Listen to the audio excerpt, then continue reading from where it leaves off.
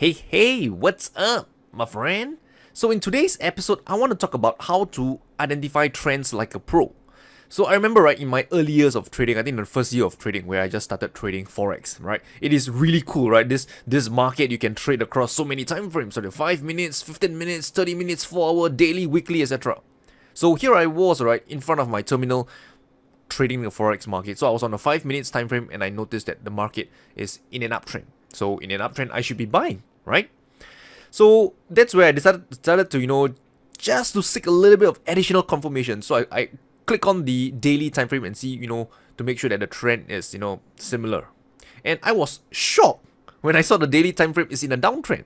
So this was one of my first experiences, right, in trying to trade with the trend. It's like the 5 minutes time frame is in an uptrend, the daily is in a downtrend. So should I be buying or should I be selling? So I was confused, right? Really confused for the longest period of time, right? You're trying to define the trend, trying to use multiple time frame analysis and stuff like that. So in today's video, I just want to share with you this simple technique, right? To help you identify the trend so you don't get confused like me back then. Number one, you want to define your trading time frame. Okay, so here's the thing, right? If you are, let's say, a longer term trader, right? You're trading off the daily time frame, then you want to define the trend on the daily time frame. This means, right, if the trend on the 5 minutes time frame, the 30 minutes time frame, the 1 hour time frame, it's irrelevant to you. It's noise to you because it is not within your trading time frame. So again, let's say you're a short-term trader, you trade off the 15 minutes time frame. This means the higher time frame, like the daily, the weekly, the monthly, right, it won't be relevant to you because you are primarily a short-term trader. You are just trading the trend, which is happening right now. Whatever the long-term trend is, right, is none of your concerns because by the time, right, you would have entered and exited the trade many times. So first thing you need to do is to define your trading time frame. That's one. Number two, once you've defined your trading time frame, let's say I am trading off the daily time frame, then on your daily time frame, you want to always be having the same number of bars on your chart. So for me personally, right, I usually have, right, about 300 bars on my chart. Right, so I will zoom out the charts a little bit and there will be about 300 candles on the chart. And you want to be consistent with this. Reason being is that, let's say sometime you have 50 bars on your chart and sometimes you have 200 bars on your chart. What's going to happen is that you will see different types of trend.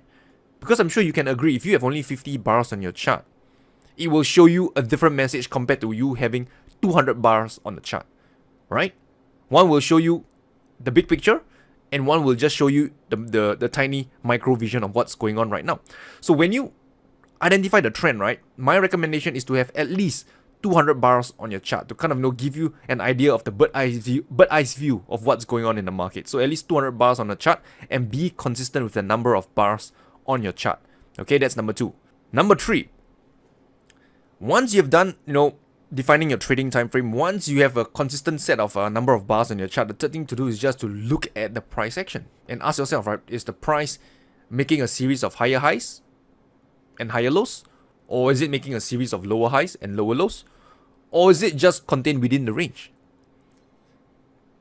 So for example, if you see that the market is making a series of higher highs and lows, then you can conclude that on this particular time frame, like the daily time frame, the trend is up and you want to be buying.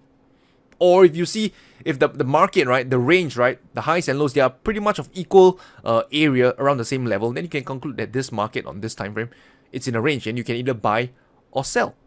This way, right, if you follow this technique, right, you will never get confused, right, to whether you should be buying or selling ever again, right? So just a quick recap. Number one, define your trading time frame. Number two, have similar number of bars on your chart each and every time. My recommendation is at least, 200 bars. And number three, right, just observe the price action. Is it hitting up higher over time, lower over time, or is it in a range? Simple. So with that said, I have come towards the end of today's episode. If you've enjoyed it, hit the thumbs up button, subscribe to my YouTube channel. The button is all below, and I will talk to you soon.